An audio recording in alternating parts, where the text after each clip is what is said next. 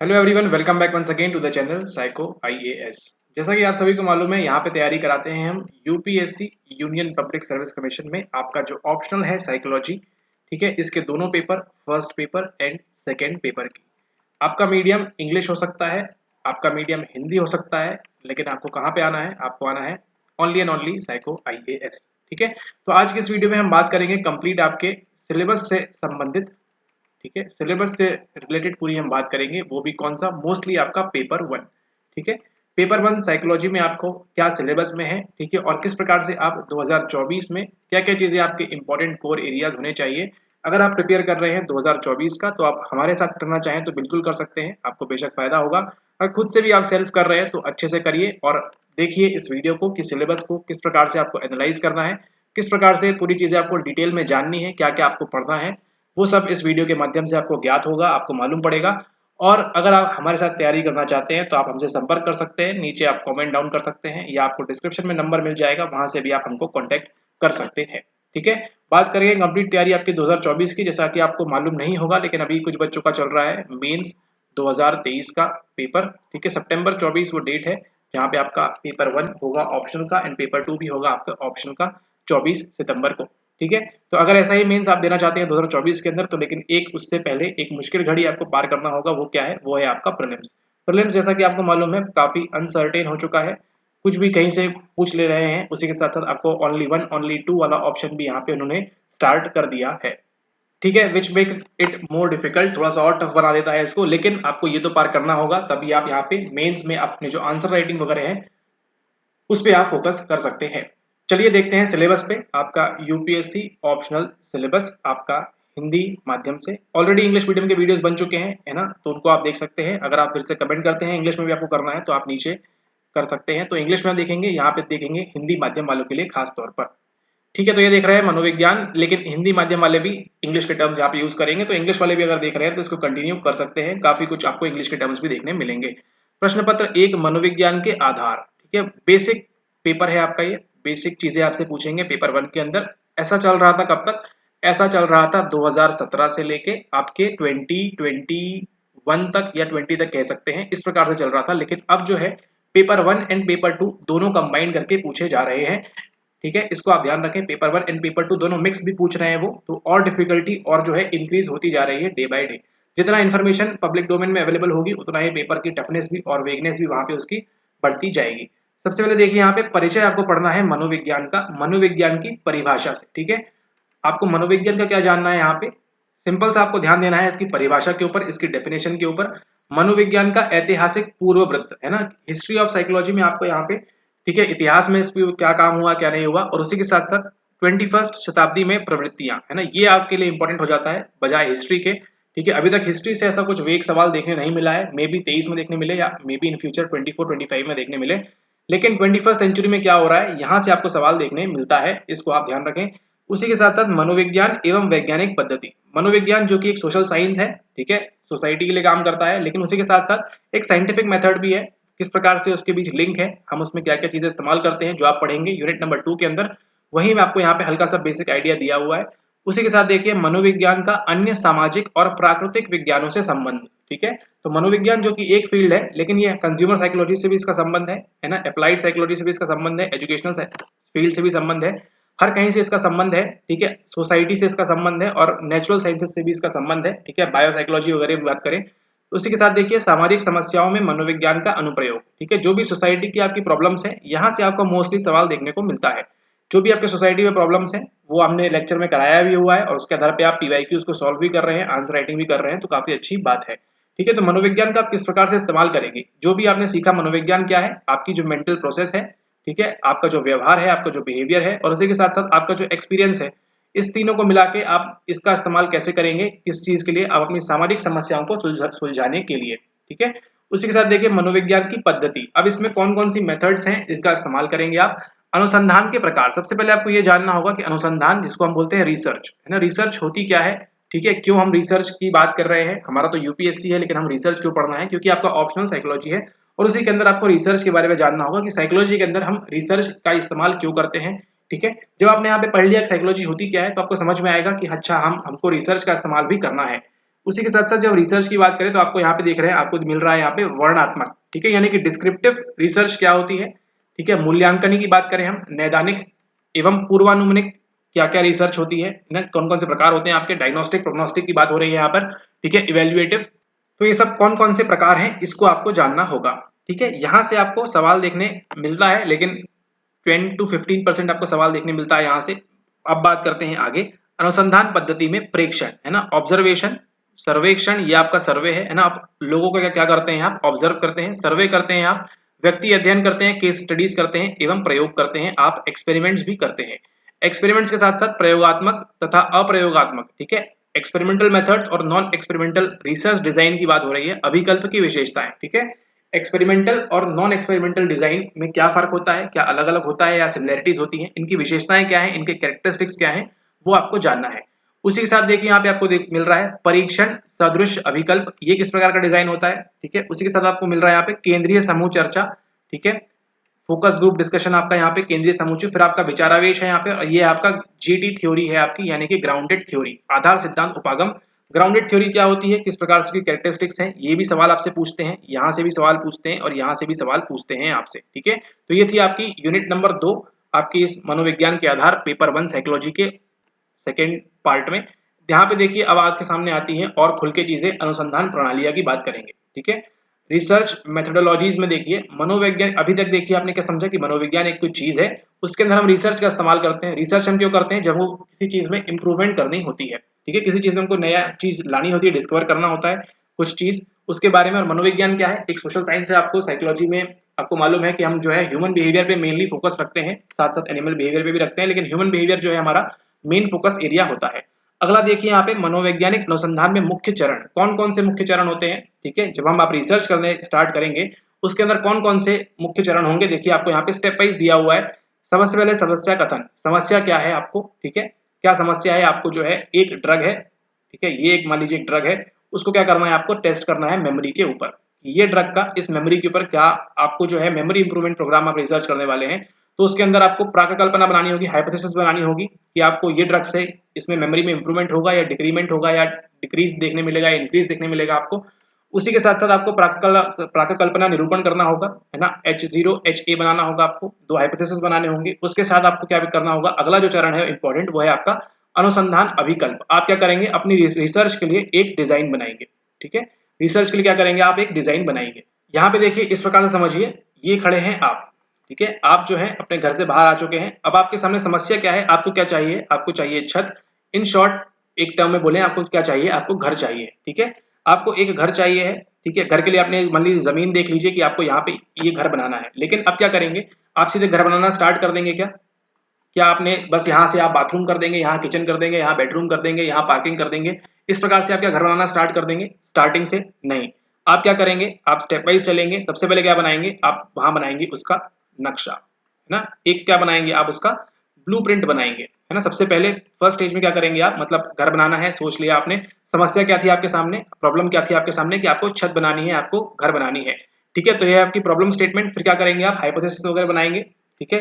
फिर क्या करेंगे, नेक्स्ट चीज आपके ब्लूप्रिंट बनाएंगे, और यही जो ब्लूप्रिंट होता है, यही क्या कहलाता है आपका, यही कहलाता है आपके रिसर्च के अंदर आपका रिसर्च डिजाइन, है ना, कि आपका जो अभिकल्प है किस प्रकार से आप उसको डिजाइन करेंगे, किस प्रकार से चीजें उसके अंदर होंगी, एक ब्लूप्रिंट आप बनाते हैं, उसी को हम क्या बोलते हैं, उसी को हम बोलते हैं यहाँ पे रिसर्च डिजाइन, यानी कि अनुसंधान अभिकल्प, ठीक है। आप क्या करते हैं, आप नक्शा बनाते हैं, ब्लूप्रिंट बनाते हैं ना, कि इस प्रकार से यहाँ पे इतना आपके पास प्लॉट है, तो यहाँ पे आपके सामने ओपन स्पेस देंगे आप, ठीक है, यहाँ पे आपके सामने किचन रहेगा, यहाँ पे आपके पीछे यहाँ पे बाथरूम रहेगा, ये बीच में एक गैलरी रहेगी, यहाँ पे एक 1 बेडरूम रहेगा, यहाँ पे ये जो है एंट्री आपकी यहाँ से होगी, ठीक है, ये आपके सामने हॉल रहेगा, और यहाँ पे एक छोटा सा रूम रहेगा, और यहाँ से एक दरवाजा रहेगा, ठीक है।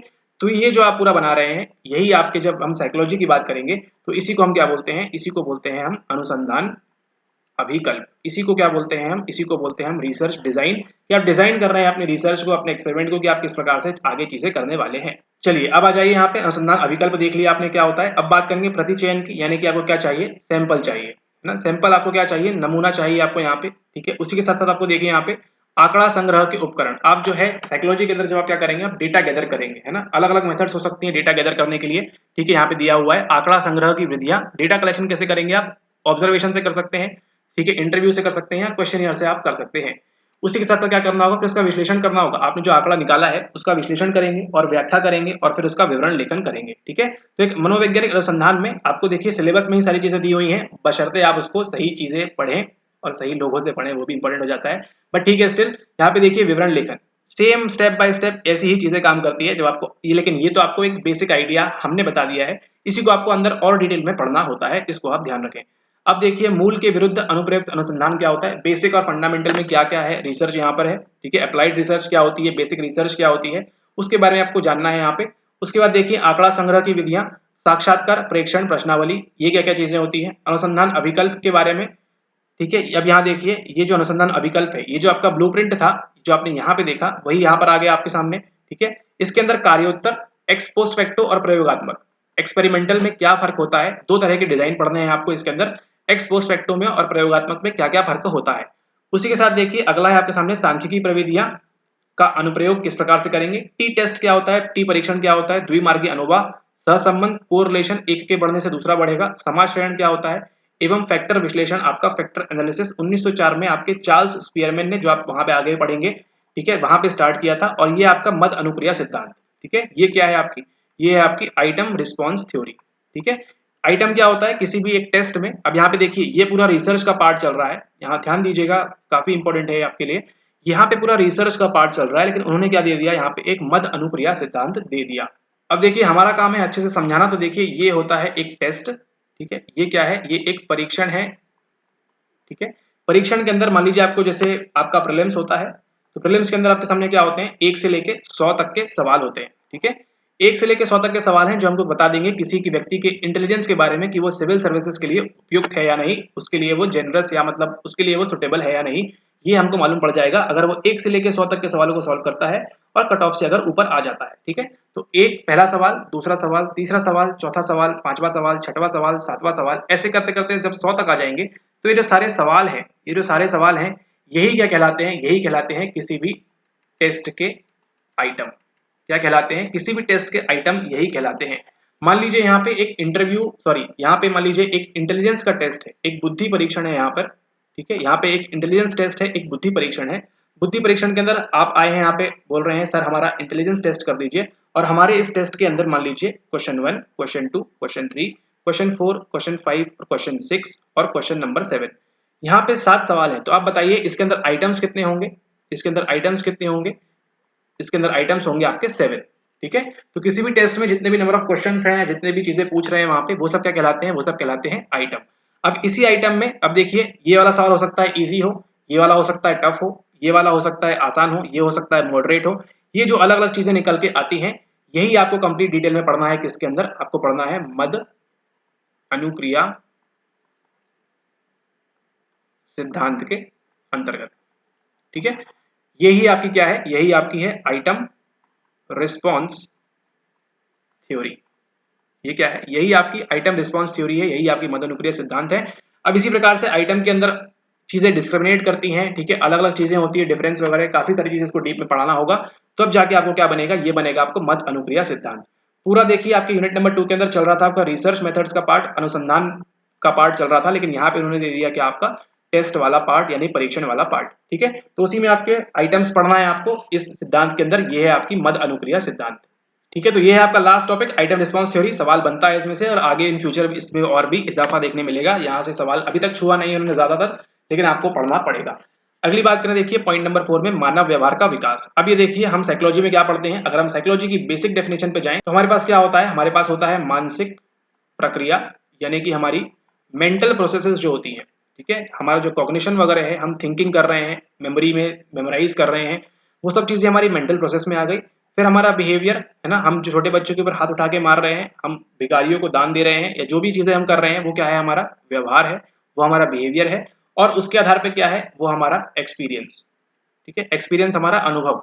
लास्ट टाइम हमने इस प्रकार से सवाल में गलती की थी, इस बार हम गलती नहीं करेंगे। ठीक है, हम क्या चीजें करेंगे, सही चीजों को फॉलो करेंगे। तो आपका एक्सपीरियंस प्लस आपका बिहेवियर प्लस आपका मेंटल प्रोसेस, इन सब की जो स्टडी है वो क्या कहलाती है, वो कहलाती है आपकी साइकोलॉजी।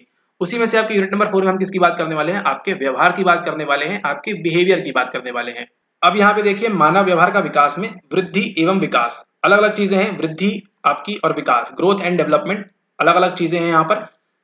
उसके बाद देखिए विकास का सिद्धांत है ना, डेवलपमेंट की कौन सा सिद्धांत है, मानव व्यवहार को निर्धारित करने वाले अनुवांशिक एवं पर्यावरणीय कारकों की भूमिका, यानी कि जो भी हमारा बिहेवियर है, जो भी हमारा बिहेवियर है, जो भी हमारा व्यवहार है, उसमें हमारे पीछे कुछ अनुवंशिक कारक हैं, कुछ हमको हेरिडिटी मिली हुई है, जेनेटिक्स मिले हुए हैं, और कुछ हमको एनवायरमेंटल फैक्टर्स मिले हुए हैं।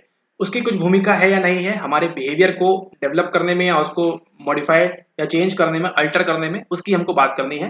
फिर हमको पढ़ना है समाजीकरण में सांस्कृतिक प्रभाव, है ना, हमारा जो सोशलाइजेशन होता है उसमें हमारी कल्चर क्या इंपॉर्टेंस प्ले करता है। उसी के साथ साथ देखिए जीवन विस्तृति विकास, है ना। उसके बाद आपका अभिलक्षण, विकासात्मक कार्य किस प्रकार से, डेवलपमेंट की एजेस, स्टेजेस वगैरह। जीवन विस्तृति के प्रमुख चरणों में मनोवैज्ञानिक स्वास्थ्य का संवर्धन, साइकोलॉजिकल हेल्थ की बात करेंगे, ठीक है, किस प्रकार से इसके अंदर अलग अलग चीजें होती हैं, वो आपको पढ़ना है इस टॉपिक नंबर 4 मानव व्यवहार का विकास के अंतर्गत। अगली बात करें, देखिए अभी आपने क्या देखा, अभी आपने देखा बिहेवियर के बारे में, है ना। तीन चीजें ध्यान रखिएगा हमेशा, साइकोलॉजी क्या स्टडी करता है, मेंटल प्रोसेस, एक्सपीरियंस और आपका बिहेवियर।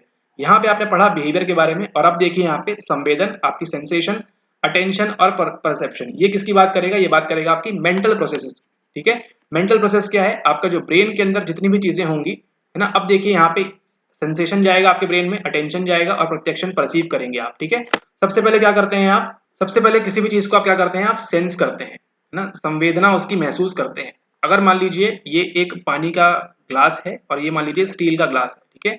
स्टील का ग्लास है, पानी पड़ा हुआ है इसके अंदर, गर्म पानी है, तो आपने क्या किया, सबसे पहले इसको फील किया, हॉट है ना, वो गर्मी जो है यहाँ से आपके टच के द्वारा आपने उसको सेंस किया, मैसेज गया कहां तक, आपके ब्रेन तक गया, है ना। जैसे ही आपने इसको छुआ, जैसे ही आपने इसको टच किया, आपको कुछ फील हुआ इन द सेंस आपको संवेदना हुई। संवेदना होने के बाद आपका ध्यान, आप अपना कुछ मोबाइल में काम कर रहे थे, लेकिन जैसे ही किसी ने आपको ऊपर से एक ग्लास पकड़ाया, आपका जैसे ही वो गर्म फील हुआ, आपका क्या गया, अटेंशन गया, है ना। ये बहुत क्विक होता है, ठीक है, ऐसा नहीं कि इसको 2-2 मिनट बाद होगा, बहुत फटाक से रैपिड होता है, ठीक है, मिली सेकेंड्स में होता है ये चीजें, ठीक है। आपने जैसे ही वो ग्लास को छुआ, तुरंत आपने क्या परसीव, तुरंत आपने क्या कर लिया, आपका अटेंशन चला गया कि ये चीज गर्म है, एंड उसको क्या कर लिया आपने, एज अ गर्म उसको परसीव कर लिया, यानी कि आपने प्रत्यक्षण कर लिया कि ग्लास के अंदर जो भी पानी भरा हुआ है या दूध जो भी चीज भरी हुई है, वो क्या है, वो बहुत ज्यादा गर्म है, ठीक है। तो ये सब कहाँ हो रहा है, ये सब आपके व्यवहार में नहीं, ये सब कहाँ पे हो रहा है, आपके ब्रेन में हो रहा है, आपके मेंटल प्रोसेस में सब चीजें फटाफट हो रही हैं, quickly, in a span of milliseconds. संवेदन की बात करें, सीमा की संकल्पना, ठीक है, संवेदना की सीमा हमको किस सीमा तक हो सकता है, निरपेक्ष एवं न्यूनतम बोध भेद दहली, संकेत उपलंबन एवं सतर्कता, विजिलेंस की बात करेंगे यहाँ पे। उसी के साथ साथ अवधान को प्रभावित करने वाले कारक, हमारा अटेंशन को फैक्टर्स कौन से हैं जो प्रभावित करते हैं, जिसमें विन्यास एवं उद्दीपन अभिलक्षण शामिल है। ये कि विन्यास और उद्दीपन अभिलक्षण क्या होता है वो आपको जानना है। प्रत्यक्षण की परिभाषा क्या है, परसेप्शन क्या है हमारा किसी भी चीज को लेके, है ना, परसेप्ट करते हैं कि अच्छा इंसान है, खराब इंसान है, बुरा इंसान है, भला इंसान है, उसकी संकल्पना क्या होती है। प्रत्यक्षण में बायोलॉजिकल फैक्टर्स कुछ होते हैं क्या, जैविक कारक होते हैं क्या, वही बात आपका कल्चर भी आएगा, देखिए आगे धीरे से। प्रात्यक्षिक संगठन, पूर्व अनुभवों का प्रभाव, है ना, पास्ट आपके कुछ एक्सपीरियंस है, देखिए एक्सपीरियंस भी आ गया आपका 3rd नंबर वाला, है ना, आपने पास्ट में एक्सपीरियंस किया है, उसके आधार पे भी आप परसीव करेंगे। अगर आपने जो है 10 बार आप जिस रास्ते से गए हैं वो गलत रास्ता है, उसमें गड्ढे मिले हैं आपको, तो आपका परसेप्शन इस प्रकार से हो सकता है कि अगली बार जहां जाएंगे वो भी गड्ढे वाला रास्ता ही होगा। इस प्रकार का परसेप्शन अलग अलग बना सकते हैं। उसी के साथ देखिए प्रात्यक्षिक रक्षा, सांतराल एवं गहनता प्रत्यक्ष को प्रभावित करने वाले कारक, है ना। डेप्थ परसेप्शन को आपको मोनोक्यूलर क्यू, माइनोक्यूलर क्यू आपके आ जाएंगे, ठीक है, sorry binocular and monocular cues. फिर अमाप आकलन एवं प्रत्यक्षिक तत्परता क्या होती है, प्रत्यक्षण की सुग्राह्यता, ये क्या होती है, अतीन्द्रिय प्रत्यक्षण, एक्स्ट्रा सेंसरी परसेप्शन, है ना, आपके सेंसेस और आ जाएंगे 6 सेंस, 7 सेंस, 8 सेंस, 9 सेंस। संस्कृति एवं प्रत्यक्षण, देखिए ऊपर बताया था आपको यहाँ पे, वो आ जाएगा आपका, ठीक है, कि आपका कल्चर आपका परसेप्शन में रोल प्ले करता है या नहीं करता। और फिर आपका आ जाएगा अवसीम प्रत्यक्षण, ठीक है। तो ये बात करेगा पूरी आपकी मेंटल प्रोसेसेस की। अब देखिए आपका अधिगम में, देखिए आपकी चीजें मिक्स होना स्टार्ट हो जाएंगी, मेंटल प्रोसेस भी आपकी आएगी थोड़ी बहुत, इसी के साथ साथ आपकी जो बिहेवियर है वो भी आएगा। अधिगम की बात करें, अधिगम की संकल्पना कहाँ से आई है, कहाँ से स्टार्ट हुई इसकी कहानी, सिद्धांत क्या है इसका, व्यवहारवादियों ने क्या कहा है, गेस्टाल्ट वादियों ने क्या कहा है, एवं सूचना प्रकरण मॉडल के आधार पर हमको अधिगम के बारे में क्या सूचना या क्या जानकारी प्राप्त होती है। उसी के साथ देखिए अधिगम के अंदर विलोप क्या होता है, विभेद क्या होता है, एवं सामान्यकरण की प्रक्रियाएं किस प्रकार से होती हैं, एक्सटिंक्शन किस प्रकार से होता है, डिस्क्रिमिनेशन किस प्रकार से होता है, और जनरलाइजेशन किस प्रकार से होता है किसी भी स्टिमुलस का। कार्यक्रमबद्ध अधिगम, प्रोग्राम लर्निंग क्या होती है, प्रायिकता अधिगम, प्रोबेबिलिटी लर्निंग क्या होती है, आत्म अनुदेशात्मक अधिगम, सेल्फ इंस्ट्रक्शन लर्निंग, यहाँ से आपको 10-10 नंबर के सवाल देखने मिलते हैं। प्रबलीकरण की संकल्पनाएं की बात करेंगे हम, रीइंफोर्समेंट हम कब करते हैं, क्यों करते हैं, प्रकार एवं सारणियां क्या होती हैं, ठीक है, रेशियो शेड्यूल क्या क्या होता है उसका, पलायन कब होता है, एक्सटिंक्शन कब होता है वहां पे उसका, परिहार एवं दंड, पनिशमेंट हमको मिलता है, ठीक है, और उसी के साथ साथ हमको क्या होता है वहाँ पे प्रतिरूपण की बात करेंगे एवं सोशल लर्निंग हमारी क्या होती है वो भी हमको जानना है इसके अंतर्गत। ठीक है, तो ये आपका अधिगम वाला पार्ट। अगली बात करते हैं स्मृति के बारे में। स्मृति में संकेतन एवं स्मरण, हमको सिग्नल्स मिलते हैं उसको हम याद करते हैं। अल्पावधि स्मृति आपकी एसटीएम क्या होती है, दीर्घावधि स्मृति आपकी एलटीएम क्या होती है, और संवेदी स्मृति क्या होती है, आपकी सेंसरी मेमोरी क्या होती है, किसने कौन सा मॉडल दिया है। प्रतिमापक स्मृति क्या होती है, अनुसरण स्मृति क्या होती है। मल्टी स्टोर मॉडल में क्या होता है, पहले ये होगा फिर ये होगा फिर ये होगा। प्रक्रमण के स्तर किस प्रकार के होते हैं, डीप प्रोसेसिंग और लो शैलो प्रोसेसिंग। संगठन किस प्रकार से होता है एवं स्मृति सुधार की स्मरणजनक तकनीकें है ना, मेथड ऑफ लोकाय फोकाय, ठीक है, अलग अलग चीजें, पोलका, ठीक है, पेगवर्ड वाली चीजें। विस्मरण के सिद्धांत है ना, आप चीजें भूलते क्यों हैं, फॉरगेटिंग क्यों होती हैं, क्या सिद्धांत बताया है उसको, किसने बताया है। क्षय व्यक्तिकरण एवं प्रत्यानयन विफलन है ना, हमको जो है चीजें हैं याद क्यों नहीं आती है, उसको हम रिट्रीव क्यों नहीं कर पाते हैं। अधिस्मृति क्या होती है, स्मृति लोप आघातोत्तर एवं अभिघात पूर्व। ठीक है, यहाँ पे आपका एमनीसिया की बात हो रही है ना। एमनीसिया एक विकार है, इसके अंदर आपका रेट्रोग्रेड एमनीसिया और आपका दूसरा वाला कौन सा है, आपका एंटेरोग्रेड एमनीसिया की बात हो रही है। ठीक है, स्मृति लोप आघातोत्तर एवं अभिघात पूर्व। ठीक है, आघात होने के पहले और आघात होने के बाद में, और हमको अधिस्मृति क्या होती है वो सब यहाँ पर हमको जानना है। तो ये है आपका छोटा सा टॉपिक स्मृति अधिगम, ये आपको अच्छे से करना है, इसको यहाँ से सवाल आपको बनता है।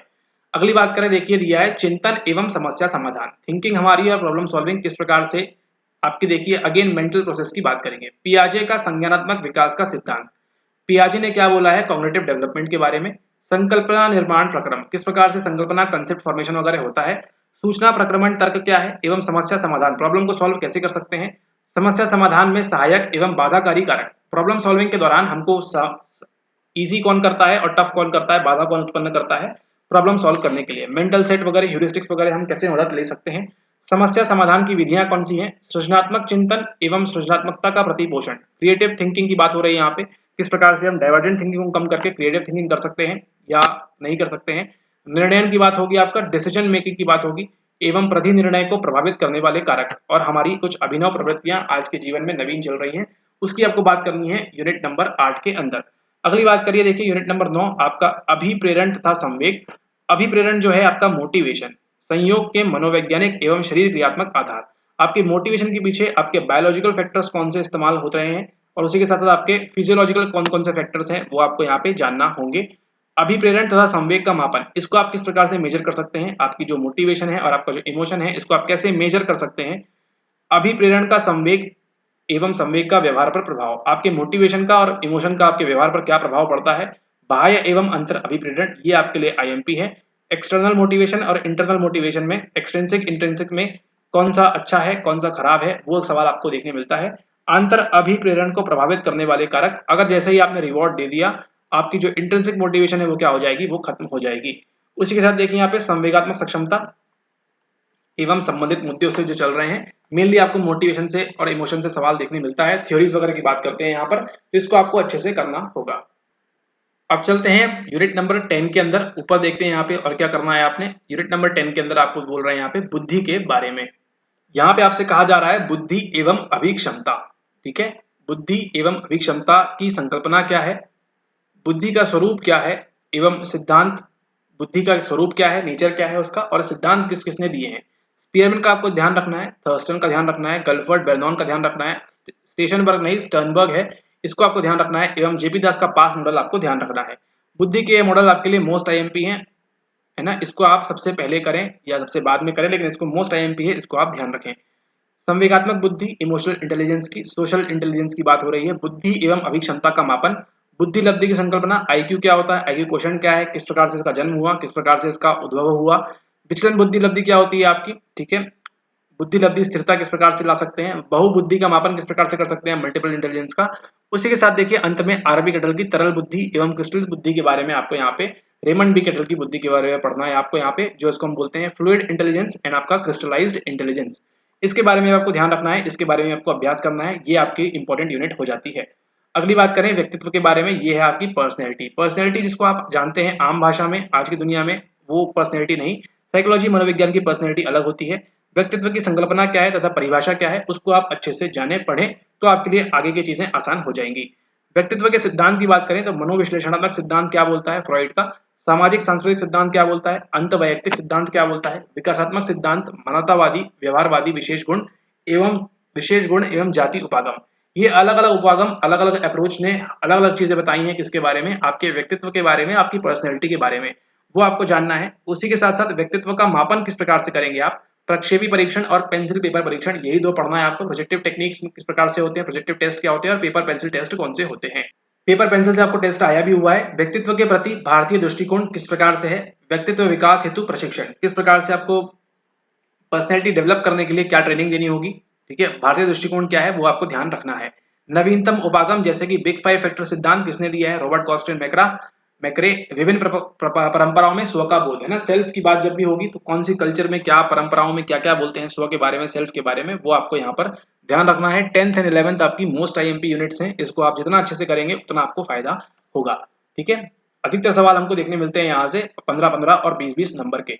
अब बात करेंगे, देखिए यूनिट नंबर 12 के बारे में, अभिवृत्तियां, मूल्य एवं अभिरुचियां। ये इंटीग्रेट करता है आपके एथिक्स के पेपर नंबर 4 के साथ। आपके एटीट्यूड्स, वैल्यूज एंड इंटरेस्ट की बात करेंगे।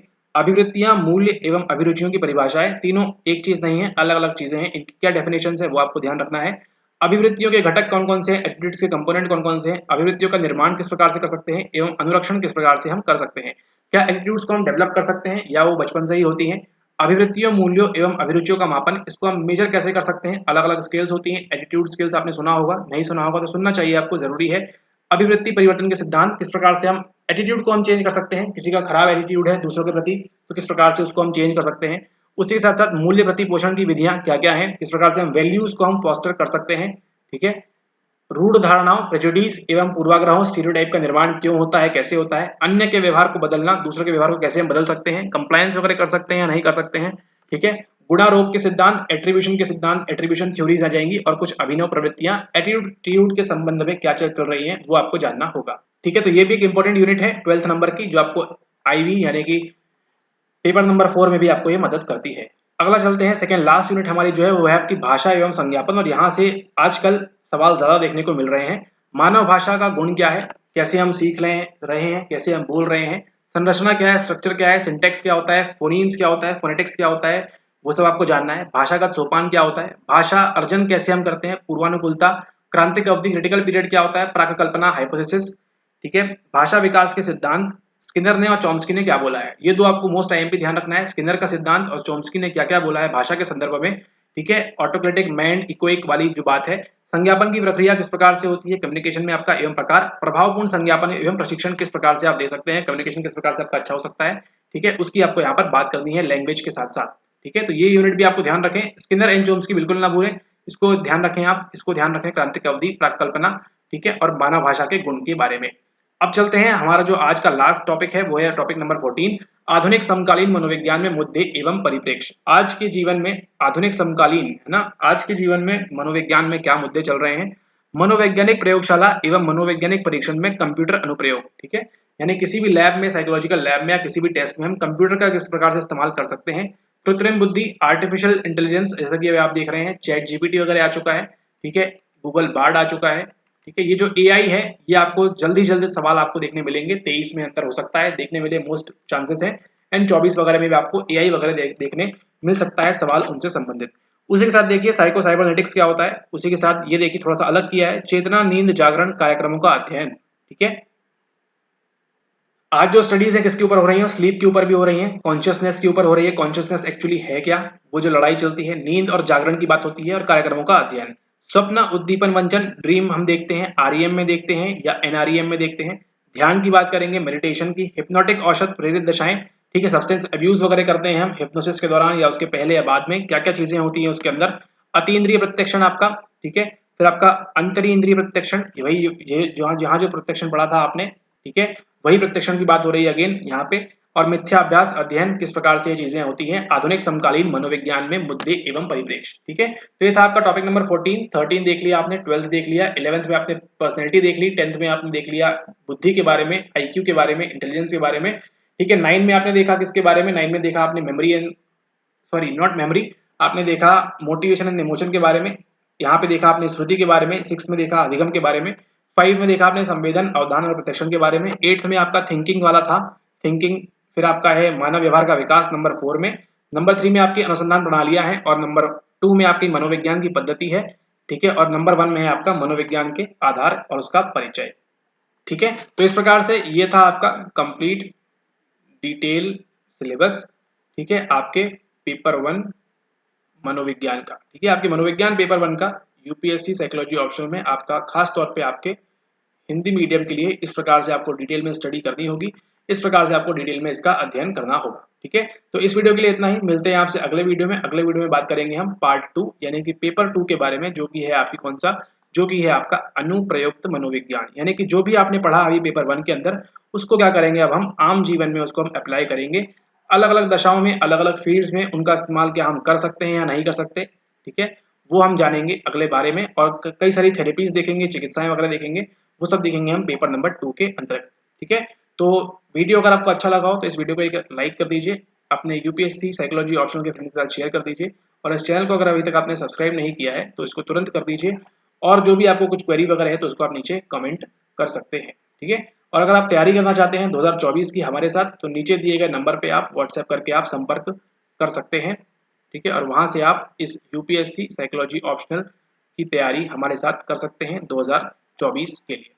Alright, okay, thanks for watching the video, have a nice day, take care, bye bye.